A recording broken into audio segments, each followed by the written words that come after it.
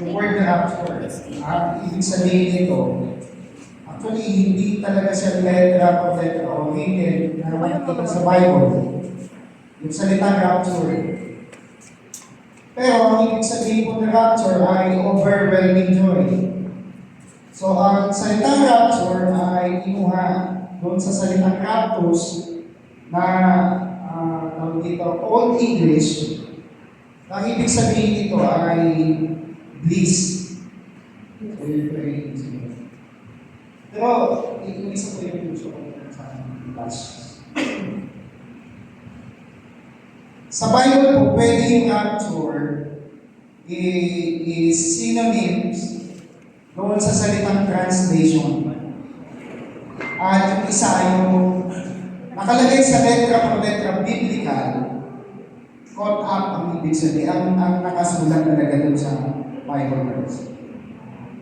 So, I have the illustration po. Gusto ko lang diinan ng konti. Pag rapture ang pinag-uusapan, magkaiba po yung resurrection doon sa rapture. Yes. Tama?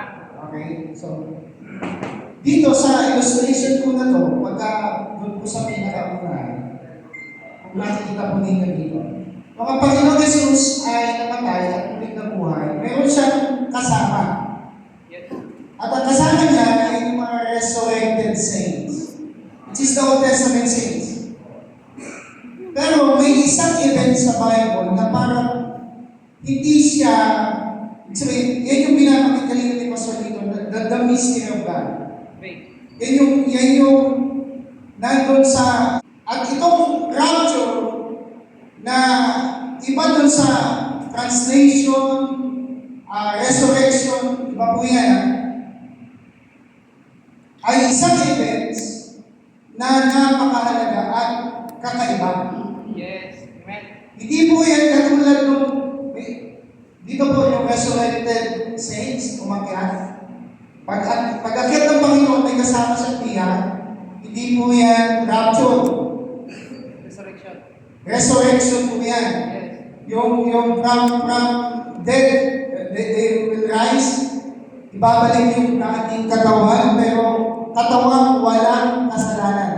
Yes. Hindi po yan katawang iba doon sa katawan mo dati. Glorified. Pero yan pa rin, the same body, pero hindi yan Glorified.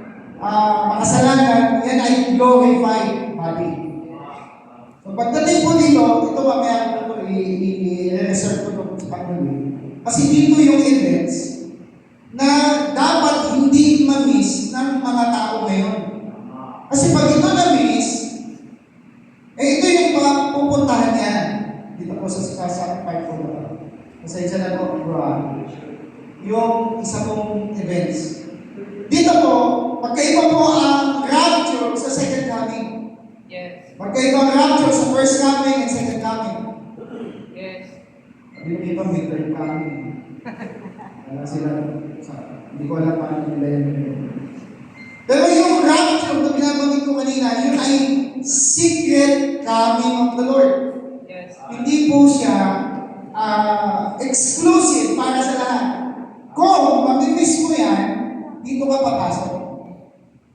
Yung binanggit kanina ni Pastor, na nakausap ko na sa Yung resurrection. yung Great Revelation. So may, para saan ba yung rapture? Mamaya po kayo tatanong ko, para saan yung rapture? Paano mag-rapture? Yan yung maganda naman. Ito yung events na second coming. Itong events na to, hindi ito parehas, hindi isa yan. Yung rapture para doon sa church, iba yung resurrection. This is resurrection again. That Revelation says. So yung mga police virgin na namatay, bubuhayin sila ng Panginoon. That's Revelation chapter 7, 14. Nandun sabi, tinatanong ng matanda si John. Sabi niya, kilala mo ba yung mga yan? Ang sagot ni John, hindi ko kilala, kayo po nakakakilala. Ang sabi niya, yan yung mga nanggaling sa dakilang kapighatian. So pagka ikaw ay maiiwan sa rapture, hindi ka nakasama doon, hindi ka qualified, dito ka pupunta. So, we have the 7 years revelation, and yung yung pagbaba ng Panginoong Yesus for the second coming, that is the second coming of Christ. Armageddon War. Okay, may yung isa pong isla, pwede pong makisulit po. Yung Parusya. Yan. Ayan. So, ganito po siya. Paano ba yung rapture? Pastor? May tinatawag po tayo ng Panginoon, paano siya pumunta sa iyo, paano siya pumalito. May tinatawag tayo parusya. That's Greek word for coming, the presence coming. So, nang ang Panginoon ay pumunta rito, nung siya po ay bata, nung siya ay baby, nung siya ay tinahanan ng Ama sa River Jordan, that is the presence coming. So, yan po yung tinatawag na parusya. So yung bridegroom, no, meron po siyang tinatawag na the evening time. Bakit evening time? Yung rapture is specific or special event for the church or the bride. You have your Bible, meron po kayong alam po, mga pastor po kayo alam niya. Matthew chapter 25. Yan po ay special events na gagawin niya doon sa kanyang iglesia na minamahal. Kaya ang dahilan kung bakit nagsulat ulit si John ng Book of Revelation ay specifically para yun doon sa kanyang mapapakasawa ng Panginoon Jesus. So, paano yun? May sinabi kanina doon sa, pwede pong pakiklas yung unang Thessalonica. May tatlong bagay na kailangan makita natin. Yes. Kasi baka hindi natin alam, hindi pala sapat yung dala-dala nating ilawan para umakyat tayo doon sa kasalan. This is marriage feast. Bago tayo umakyat doon sa marriage feast, meron tayong kailangan dala-dala. Yes. Yun yung mensahe sa kapalamunan na dapat hindi po yan outdated. Halimbawa, kung yung tinanggap mo ay hindi sapat sa panahon mo, hindi po pwede yung umakyat ka doon dahil kulang yung langis mo eh. So kailangan marinig mo yung tatlong bagay na to. Una, yung shout. Alam ko po, yung shout na yan, mahalaga po yan. Yung shout na yan, dapat marinig mo yan. So ang pagparito ng Panginoon for the secret rapture, kailangan may shout. At hindi lang yun, may voice. Narinig nyo na po ba yung tinig ng Panginoon? Kung yung tinig ng Panginoon ay hindi sapat, yung tinig na yan ay parang outdated, hindi yan po pwede. Diba, tinanggap mo lang is yung dating kinagis na natin, hindi po pwede po yun dun sa rapture. Bakit kasi po, hindi po yung sasapat para doon. Kasi iba po yung gustong pakita ng Panginoon. Ang Panginoon, dedescend siya sa heaven, pero hindi aapak yung paa niya dito sa lupa. Meron siyang shout, meron siyang voice, meron siyang trump. So yung tatlong bagay na yun, pag hindi mo yan narinig, hindi ka qualified to be rapture. At yung kanina, pinansin ko po kanina, may tatlong bagay yung illustration, yung pangalawang illustration. Yung parusya, that is the presence. Oh. Alam niyo po, sa Matthew 25, binagin doon na gabi. Tayo po ay nasa gabi na. Makita ko lang po yung 7 church ages doon sa unang illustration. Dapat po alam natin kung saan tayo napapanahon. Kasi baka akala natin, matagal pa.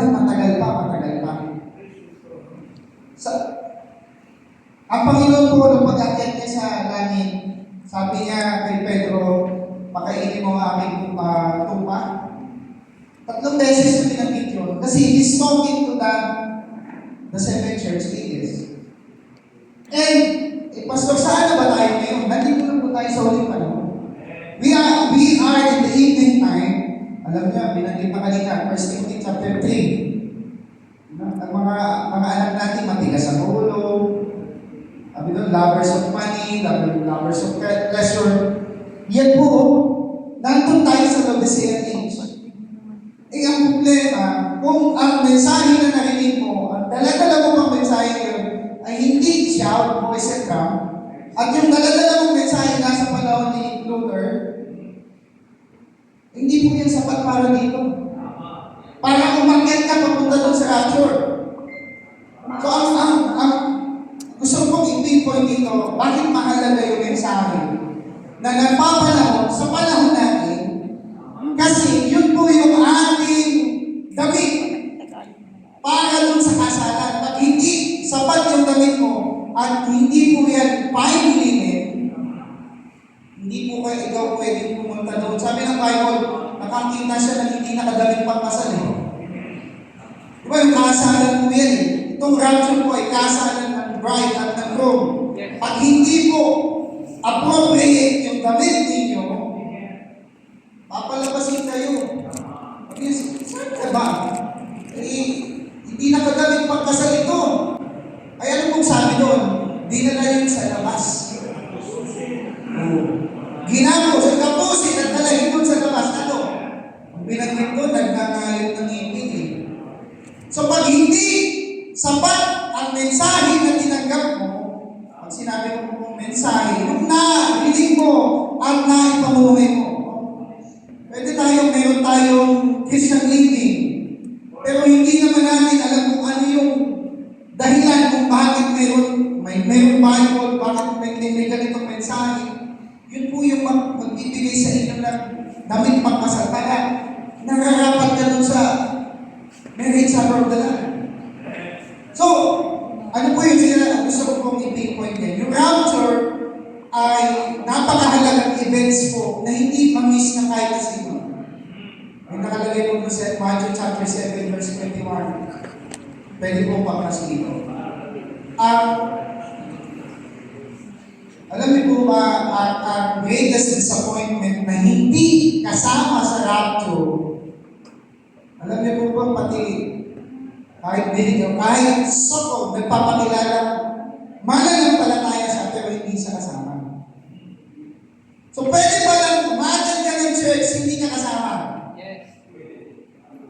Kahit linggo-linggo ka na doon, kahit tinataas mo yung kamay mo, kahit umiiyak ka pa, pwede pa lang hindi ka pa rin kasama kasi sabi ng Panginoon. Maalala niyo po yung mga alagad, sabi ng Lord, nagpalayas kami ng demonyo.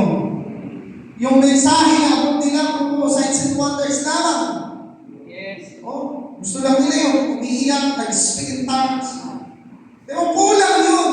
Yes. Hindi ko po sinabing mali. Ang sinabi ko, kulang. Bakit? Ang tunay na salita, ang sinabi ng Panginoon, mali ba na kainin niyo ang aking naman? Hindi na namin po. So ano ibig sabihin?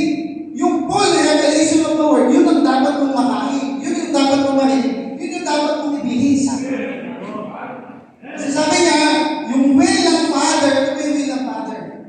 Hindi yung magpalayas ka lang ng demonyo. Hindi yung mag-spirit tongues ka lang. Ano yung will ng Father? Sabi ni Cristo, ang pagkain ko ay yung to do the will of my Father. Ano ba yung gusto ng Father sa kanya?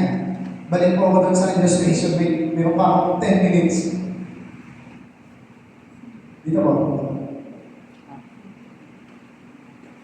Ang Panginoong Jesus, meron siyang ministry in the form of the Holy Spirit sa panahon kong ito. Na hindi dapat ma-miss ng Kristiyano na aalis siya dito na hindi niya ito alam. Na mayroon pong 7 panahon na allotted time, allotted message na dapat maintindihan ng huling Kristiyano sa huling panahon na ito. Na hindi dapat yan ma-miss ninyo. Kasi pag na-miss mo yan, pagdating doon sa langit, mauuopi ka. Bakit mauuopi ka doon? Hindi mo alam pinag-uusapan eh. Pinag-uusapan nila sa church ages. Hindi nga narinig yan eh. Parang ano po, no? Pero sa totoo lang po, ang gagawin doon sa millennial age of Christ, hindi yan kwentuhan, walang kwenta lang. Ang gagawin ng Bible doon, maghahari siya sa mga bansa. Yun yung ibibigay sa kanya, paano Pablo, si Irenaeus, si Martin, si Columba, si Luther, si Wesley, at si Father Branham. Yan yung pitong mensahero sa iglesia na dapat na maintindihan natin.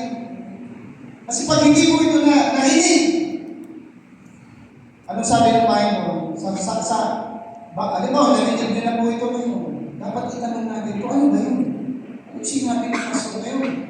Kasi sabi ng Bible, ang salita na inyong narinig, yun yung hahatol sa inyo.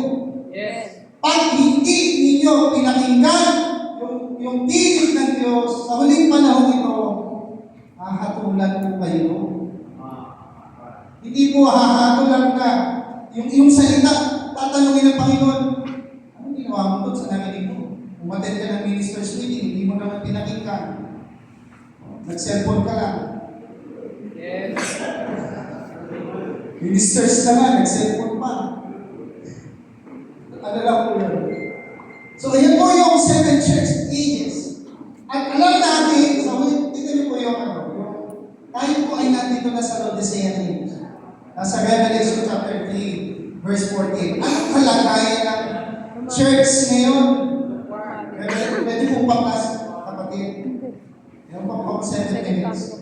Mahaba po. Hindi yan normal dito. Hindi ko yung normal dito. 3:14 po, 3:14. Ito po yung panahon ng Laodicea. The church of Laodicea. Anong kalagayan ng church ng Laodicea ngayon? Tingin po kayo sa buong paligid ninyo, paglabas ninyo, yung balita. No? Tingin nyo ba, maayos pa ng presidente yan? Kung sino susunod. Hindi na po. Alam nyo yung nangyayari ngayon sa Israel? Oh. Inaantay na lang natin na tamaan yung Dome of the Rock para tayo yung ikatlong templo. Sabi mo dito, dun sa verse, ito po yung church. Sabi niya, I know thy works, and thou art neither cold nor hot. I know thou work cold or hot. Gusto niya, kung mainit ka. Kung malamig ka. Pero ano yung ayaw niya? Malahili na. Ano ba yung malahili ang Kristyano? Sa panahon ngayon, wala nang pakialam sa salita ng Diyos ang mga tao. Tignan nyo sa social media. Ang mga netizen nakapokus sa social media. Hindi na nakapokus doon sa mensahe. Ano sabi niya sa 16? Dahil ikaw ay malahilingan, susuma kita. Mayroon pala na nasa loob ng church na isusuka ng Panginoon at hindi makakasama sa rapture. Pastor, kasama ba yung pastor? Ngayon na po bahala to. Nasa kanya na yun. So meron talaga, merong hindi tatanggap.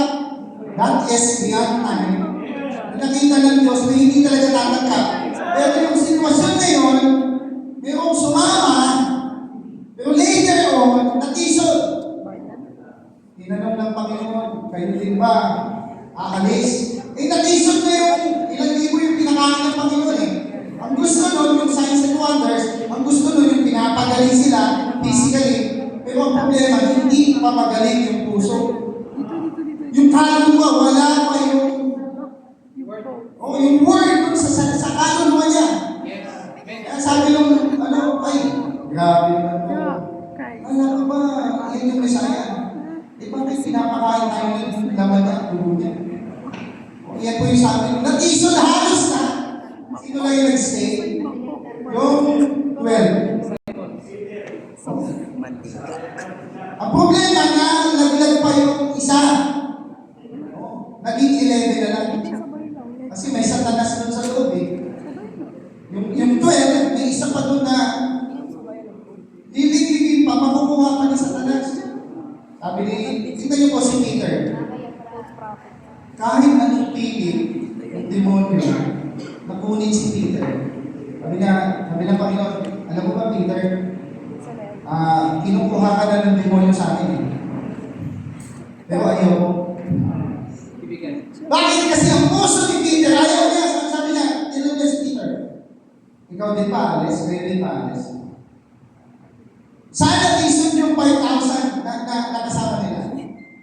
Natisod sila dun sa salita.